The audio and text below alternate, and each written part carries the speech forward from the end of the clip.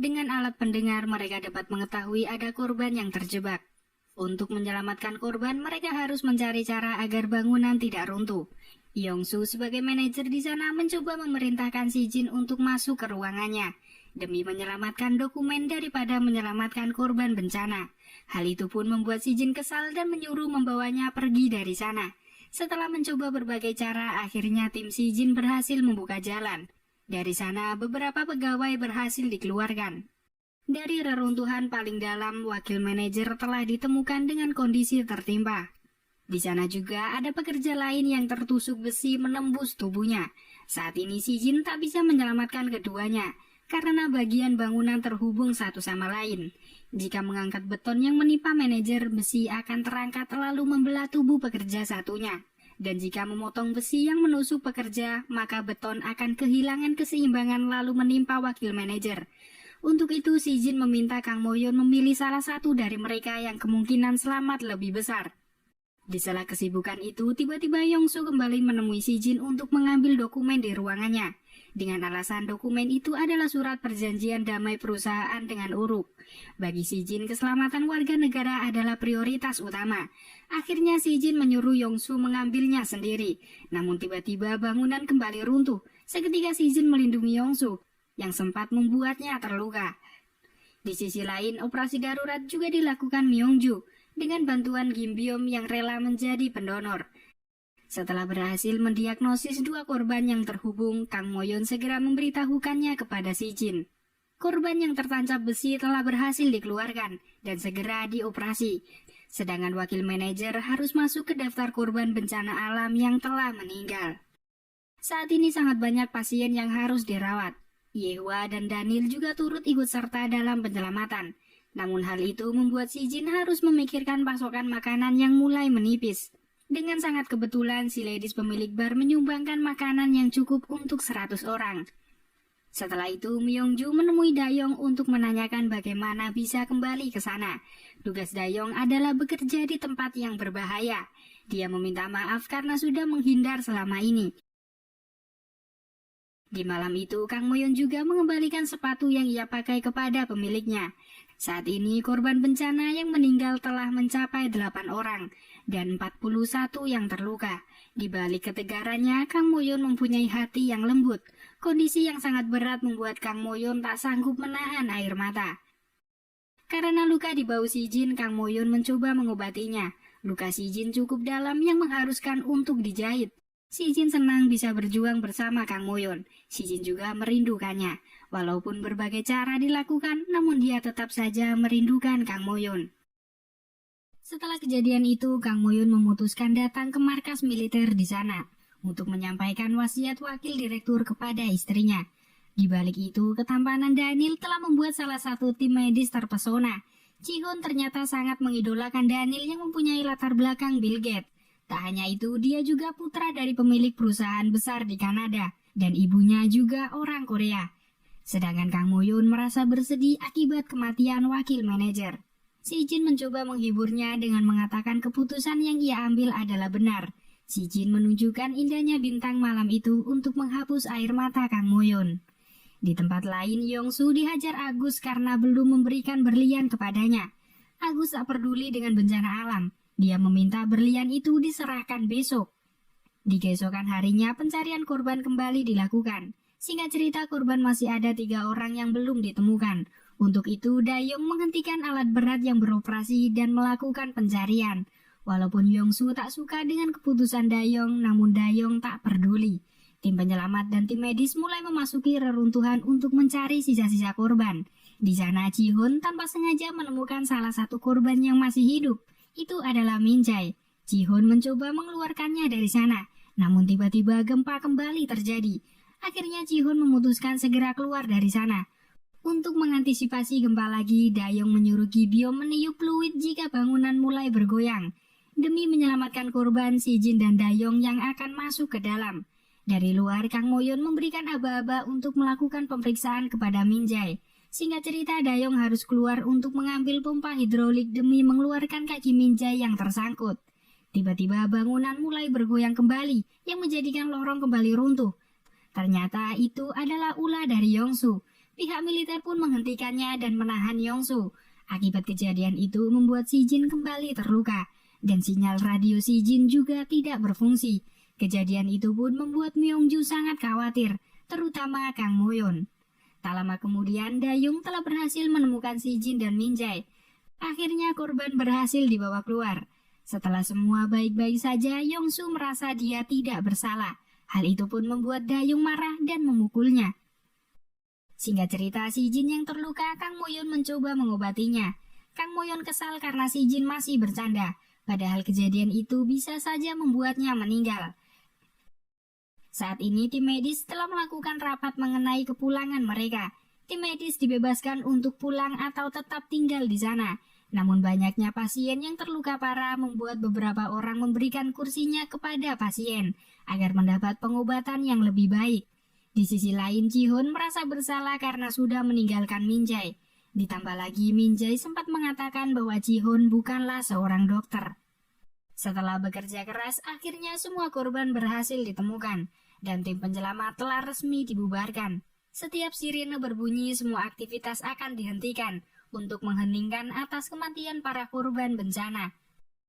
Beberapa pengeras suara telah berhasil Daniel perbaiki. Singkat cerita, Kang Moyon memutar musik yang cocok untuk didengar semua orang setelah keadaan yang sangat sulit.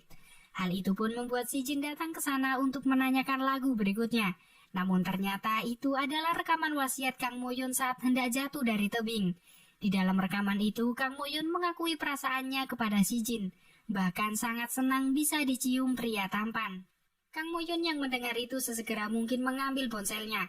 Tanpa banyak bicara, dia mengambilnya dan pergi begitu saja. Dengan kemampuannya, Si Jin melompat dari ketinggian untuk menghadang Kang Moyon. Singkat cerita, Si Jin mencoba menanyakan sebenarnya perasaan Kang Moyon. Karena terlalu malu, Kang Moyon kembali melarikan diri. Kejadian itu pun membuat orang-orang menganggap Si Jin dan Kang Moyon telah jadian. Di sisi lain, Ji-hoon telah menjadi dokter Min-jae. Namun kejadian sebelumnya membuat Min-jae tak mau dirawat Ji-hoon. Sang Yun beralasan tak ada dokter lain dan menyuruh Ji-hoon merawatnya sampai sembuh. Kang Moyon yang takut dengan pekerjaan Si Jin, ia mencoba bertanya apakah Myongju tak takut dengan pekerjaan Dayung yang sama berbahaya. Yang ditakutkan bukanlah pekerjaannya, namun dia takut jika jauh dari Dayong. Hari ini Si Jin dan Kang Moyon telah pulang dari rapat PBB. Namun tanpa sengaja mereka melindas sebuah ranjau. Diduga ranjau bisa tersebar akibat gempa sebelumnya. Dengan peralatan seadanya, Si Jin melacak setiap ranjau dan memberikan tanda. Tak hanya itu, Si Jin juga memasang pelang untuk menandakan area itu berbahaya. Akibat mobil yang terjebak di ladang ranjau, mereka harus berjalan sejauh 40 km. Untungnya sebuah pick-up melewati tempat itu, yang membuat mereka bisa mendapat tumpangan. Dalam perjalanan itu, Si Jin menanyakan kelanjutan hubungan mereka. Saat ini Kang Moyon akan tetap tinggal di sana demi bisa bersama Si Jin lebih lama lagi, yang akhirnya mereka telah resmi menjadi sepasang kekasih. Di tempat lain, Yongsu kembali bertemu Agus. Yongsu mengaku berlian yang diminta Agus ada di dalam kotak. Namun akibat bencana alam, kotak itu rusak. Akan tetapi setelah dibuka, kotak itu kosong. Saat ini Yongsu meminta tim medis diikut sertakan dalam penerbangan ke Korea, dengan alasan harus mendapat perawatan yang lebih baik. Hal itu pun membuat Yongsu berdebat dengan Myongju. Akhirnya Dayung menyeretnya keluar dari sana. Pada dasarnya, Yongsu hanya ingin mendapat kursi pesawat agar bisa pergi dari sana. Hal itu pun terdengar Ji-hoon. Ji-hoon akan memberikan kursinya untuk Yongsu. Di keesokan harinya, bus telah berangkat ke bandara, yang tentunya Yongsu juga ada di sana. Sebelumnya, Yongsu telah menelan berlian yang akan diberikan ke Agus, lalu merusak kotak yang ia punya. Namun setibanya di bandara, Yongsu tak bisa masuk ke pesawat, karena pasukan Agus yang terus mencarinya. Hari ini Jenderal telah datang untuk melakukan kunjungan. Setelah menemui PBB, Jenderal mengajak Si Jin, Dayong, Myongju, dan Kang Moyon berbicara di dalam ruangan. Jenderal berterima kasih atas bantuan yang diberikan Kang Moyon, yang membuatnya pantas menjadi seorang tentara. Setelah itu mempersilakannya pergi dari sana. Jenderal mencoba bertanya langsung tentang perasaan Si Jin kepada Myongju. Namun selama ini Si Jin hanya menganggap Myongju sebagai rekan yang baik. Akhirnya Jenderal kembali menanyakan perasaan Myongju dan Dayong. Singkat cerita, mereka saling mencintai, dan Dayong akan terus menggenggam tangan Myongju dan juga melaksanakan perintah jenderal. Akhirnya jenderal mengajak Dayong berbicara empat mata. Di sana jenderal akan merestui hubungan mereka, bahkan akan menikahkan Dayong dengan putrinya. Namun jenderal tak mau mempunyai menantu sersan mayor, yang mengharuskan Dayong keluar dari militer dan akan bekerja di perusahaan ibu Myongju. Di sisi lain, Kang Moyon dan Si Jin bertemu dengan bocil yang mencuri obat sembarangan. Kang Moyon berencana pergi langsung ke kotanya untuk mencegah penularan campak, yang juga dialami bocil tersebut. Sedangkan Dayong dan Myongju akhirnya telah resmi berpacaran dengan restu ayah Myongju. Saat ini Si Jin dan Kang Moyon telah tiba di sebuah kota. Si Jin meminta bantuan agar memeriksa koordinat lokasinya saat ini. Di sana sangat banyak anak-anak yang sakit, namun tak seorang pun yang mau berbicara. Salah satu wanita memberitahukan bahwa mereka tak akan mendapat makanan jika mengatakan sesuatu. Setiap anak laki-laki di sana akan dijadikan mafia, dan yang perempuan akan dijual. Maka mati adalah hal yang lebih baik bagi mereka. Sedangkan markas telah menemukan lokasinya, namun itu tak ada di peta. Daniel memberitahukan bahwa itu adalah desa berhantu, tempat tinggal anak yatim yang dikuasai geng lokal. Mereka menculik anak-anak lalu menjualnya. Desa itu terus berpindah-pindah. Tak lama kemudian Agus ada di sana. Dia adalah bos di balik desa berhantu. Mengetahui itu, Si Jin berusaha melindungi Kang Moyon. Tiba-tiba Agus tertembak. Itu adalah ulah wanita bergaun merah sebelumnya, yang bernama Fatima. Nyawa Agus yang terancam, Si Jin membujuk Kang Moyon untuk mengobatinya. Jika memang harus membunuh, maka Si Jin yang akan maju.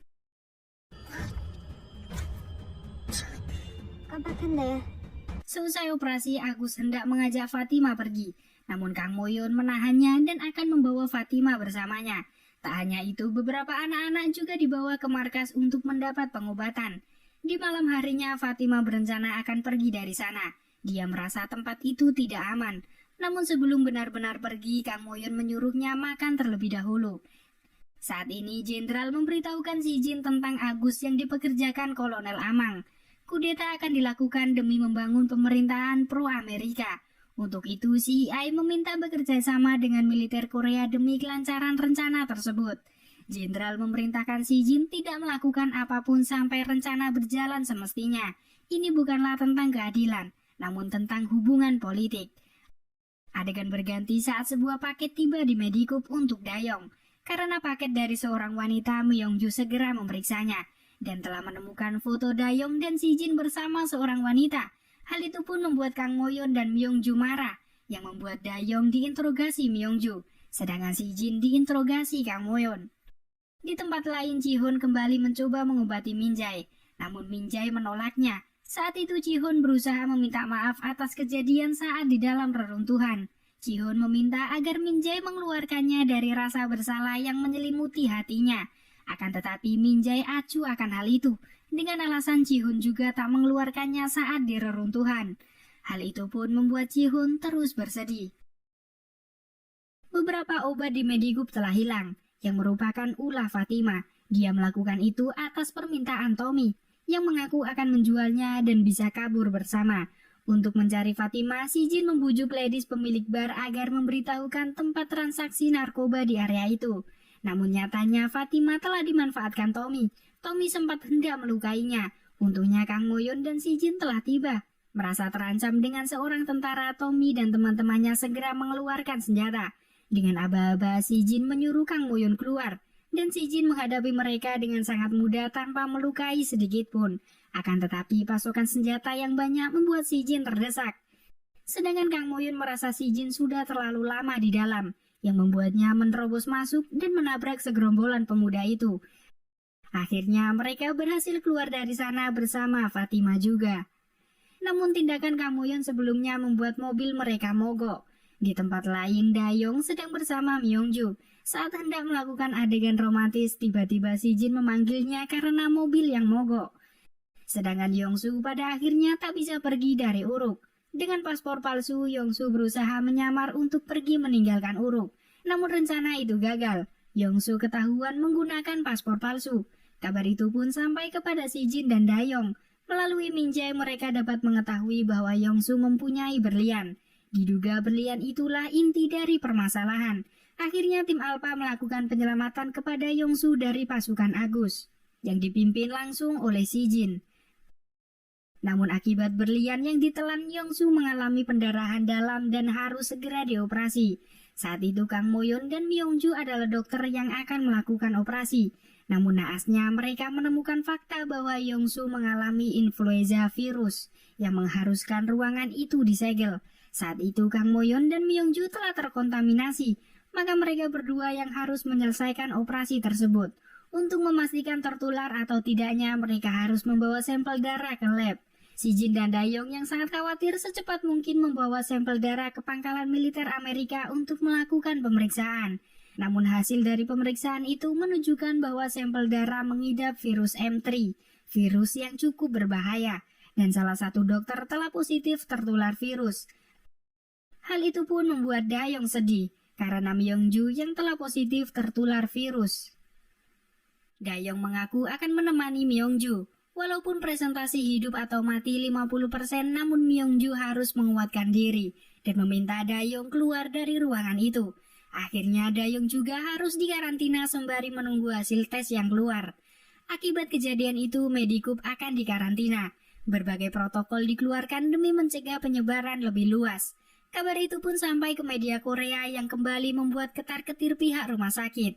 Saat ini Sang Yun juga mengalami sakit. Sakit yang ia alami tak menghentikannya mencari informasi dan menganalisa virus yang beredar. Di malam harinya tiba-tiba listrik kembali padam. Kejadian itu pun membuat mesin pernapasan Yongsu mati. Seketika Ji-hun mencoba menahannya. Ji-hun harus tergigit agar bisa memberikan obat. Tak hanya itu, Ji-hun berusaha agar detak jantung Yongsu kembali normal.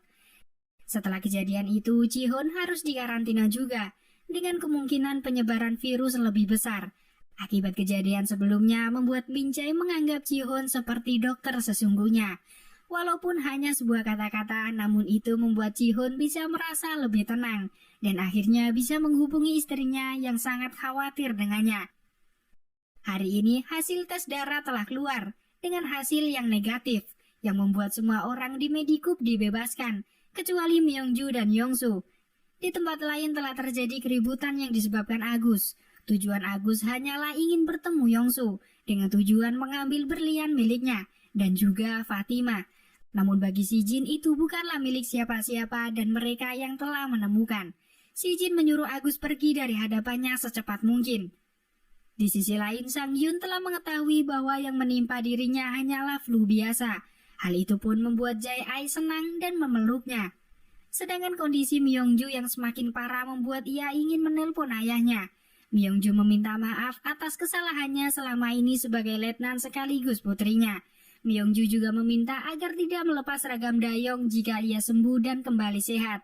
Seusai menelpon ayahnya, Myongju tiba-tiba pingsan. Demam yang sangat tinggi membuatnya harus direndam dengan air es. Saat ini yang bisa dilakukan hanyalah mencegah gejala agar Myongju bisa bertahan lebih lama.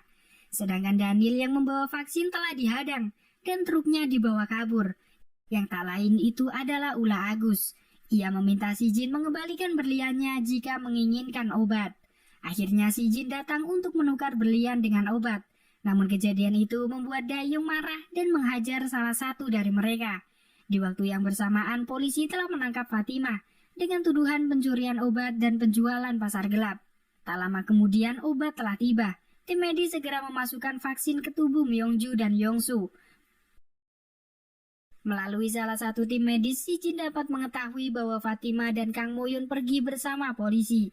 Merasa curiga, Si Jin segera mencarinya dan menemukan Fatima di tengah jalan.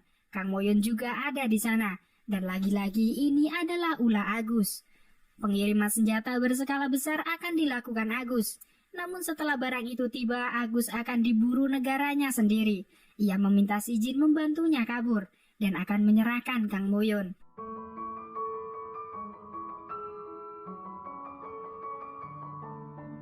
Si Jin berjanji dengan Kang Moyun akan menyelamatkannya dan meminta agar tidak menangis.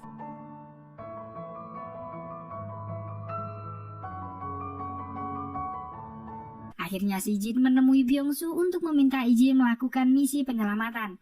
Singkat cerita, Byung-su tak memberikan izin. Bahkan panggilan dari Blue Host juga menyuruhnya untuk menunggu. Akan tetapi si Jin tak peduli karena akan tetap menyelamatkan Kang Moyon.